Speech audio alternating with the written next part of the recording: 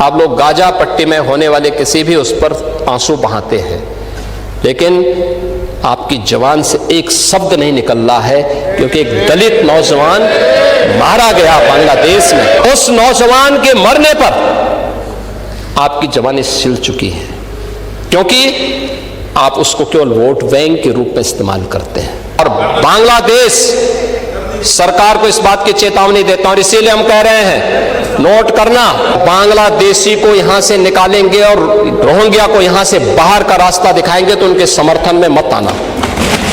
आप उस कार्यक्रम में नहीं थे, आएंगे भी नहीं आप लोग, क्योंकि आप लोग तो हर एक कार्य को आप वोट बैंक के नजरिए से देखते हैं। आपकी नियत है, आप किसान को वोट बैंक की नजर से देखते हैं इसलिए कुछ किए नहीं, आप दलितों को वोट बैंक की निगाह से देखते हैं इसलिए कुछ बोलते नहीं। इसलिए मैं कह रहा हूं ना, देखो बांग्लादेश में एक दलित नौजवान को कैसे जला दिया गया। आप लोग गाजा पट्टी में होने वाले किसी भी उस पर आंसू बहाते हैं, लेकिन आपकी जबान से एक शब्द नहीं निकल रहा है, क्योंकि एक दलित नौजवान मारा गया बांग्लादेश में। और उस नौजवान के मरने पर आपकी जबानें सिल चुकी हैं, क्योंकि आप उसको केवल वोट बैंक के रूप में इस्तेमाल करते हैं। ये भी तो राजनीति है। ये राजनीति नहीं है पांडे जी, ये राजनीति नहीं है, ये वो सच्चाई है जो आपकी तुष्टीकरण की नीति है, जिसके कारण बांग्लादेश बना है।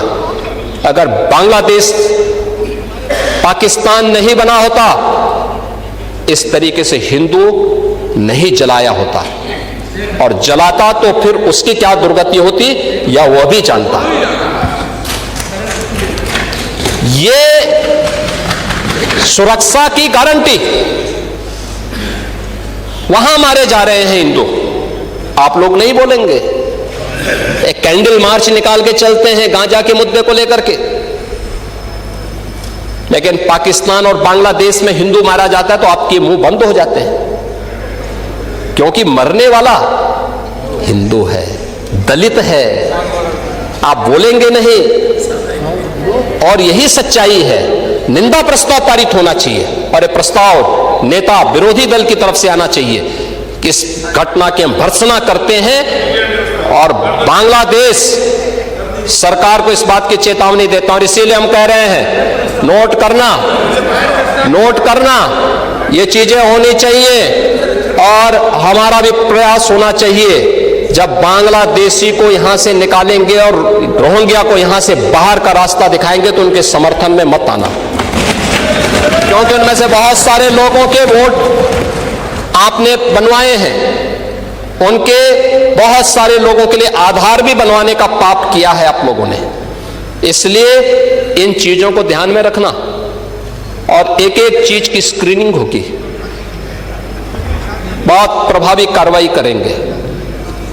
हमारे ही देश में रह करके हमारे लोगों के खिलाफ अपराध, और वहां पे निर्दोष हिंदुओं पर अत्याचार करोगे, निर्दोष सिखों पे अत्याचार करोगे, ये स्वीकार्य नहीं हो सकता है। और यही आप करते हैं कि किसानों के बारे में भी आपका आचरण यही है। कल देखिए शाही जी ने चौधरी चरण सिंह सीड पार्क का भी जमीन आवंटन का काम प्रारंभ कर दिया। अच्छा, किसान को अच्छा बीज मिले, अच्छी तकनीक मिले, कम लागत में ज्यादा उत्पादन। आपके समय में क्या होता था?